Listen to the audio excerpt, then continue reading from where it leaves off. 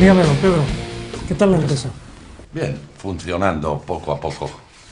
Bueno, ¿y en qué puedo ayudarle hoy? Pues como usted sabe perfectamente, me sirvieron de gran ayuda los consejos que usted me dio cuando creé mi empresa. Pero hay un tema hoy por hoy que me preocupa y quiero que conste en acta que ya se lo he comunicado a mis socios. No sé si esto se puede hacer y, si digo la verdad, no sé exactamente qué validez tiene un acta notarial. Desde luego que puede hacerse y puede hacerse a través de un acta de notificación. Y le explico por partes, don Pedro. Las actas en realidad son documentos públicos en los que el notario refleja hechos que puede ver, que puede oír o que puede, en definitiva, apreciar con sus sentidos.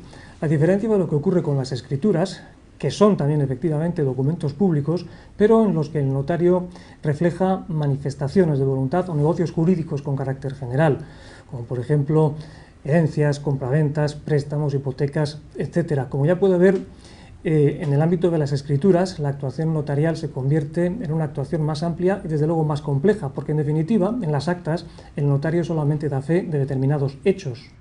Entonces, tienen menos validez legal. No, de ninguna manera.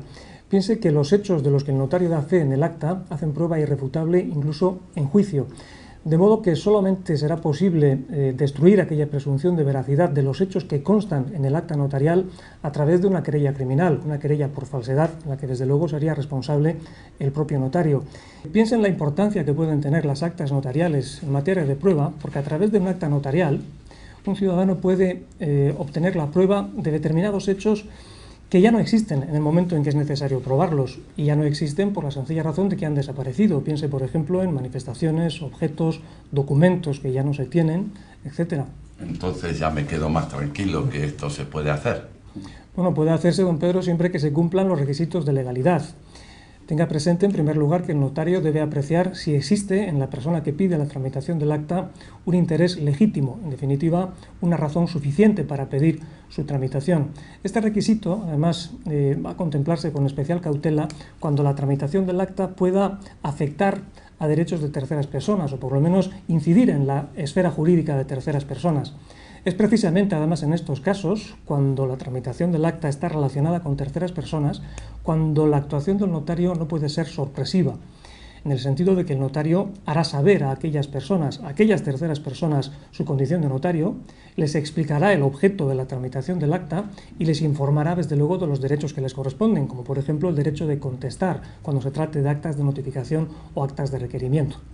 Otro de los aspectos importantes a tener en cuenta es que la tramitación de las actas no puede exigir en ningún caso conocimientos periciales por parte del propio notario, que es un perito, pero en materia legal solamente. Lo que sí se puede exigir en todo caso es una imparcialidad absoluta por parte del notario a lo largo de toda su tramitación. Entonces, y ya por curiosidad, ¿qué tipo de actas hay? Pues cabe hablar en realidad de diversos tipos de actas. Por ejemplo, puede hablarse de las actas de presencia, que tienen por objeto determinados hechos que el notario puede presenciar personalmente, o las actas de manifestaciones, que tienen por objeto, sin embargo, declaraciones o manifestaciones de una persona ante el notario. Puede hablarse también de las actas de notificación y de requerimiento. A través de las actas de notificación, el notario comunica una determinada información a una persona.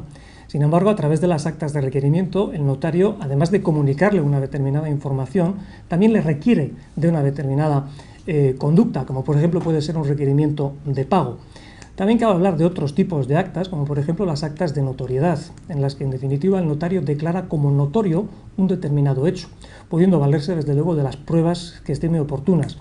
Un ejemplo típico de este tipo de actas son las llamadas actas de declaración de herederos ad intestato, en las que el notario identifica o señala a las personas a quienes corresponderá heredar a otra persona que ha fallecido sin hacer testamento. Por ejemplo, puede hablarse también de las actas de protocolización, en las que el notario incorpora un documento, generalmente privado, en su propio protocolo notarial, siendo así que ese documento, a pesar de ser privado, va a adquirir fecha fehaciente. Bien, ahora tengo otra duda respecto a los otorgamientos de poderes. Me gustaría que mi mujer me representara en todas las facturas de pagos a proveedores.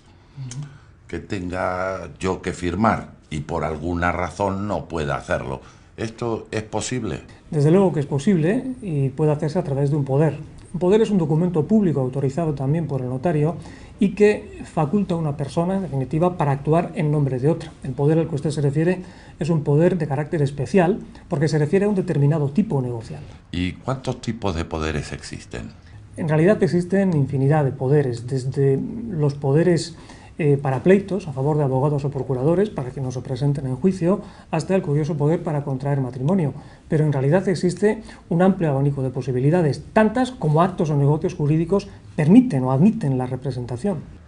¿Y a nivel internacional tienen validez esos poderes? Desde luego, un poder otorgado por cualquiera de los notarios del Estado tiene plenos efectos jurídicos incluso en el extranjero, siempre eso sí que se cumpla el requisito de la legalización diplomática. Legalización que además en algunos casos es enormemente simplificada con una simple apostilla, la conocida como la apostilla de la Haya del convenio de 5 de octubre del 61, en los países, en definitiva, firmantes de este convenio de la Haya.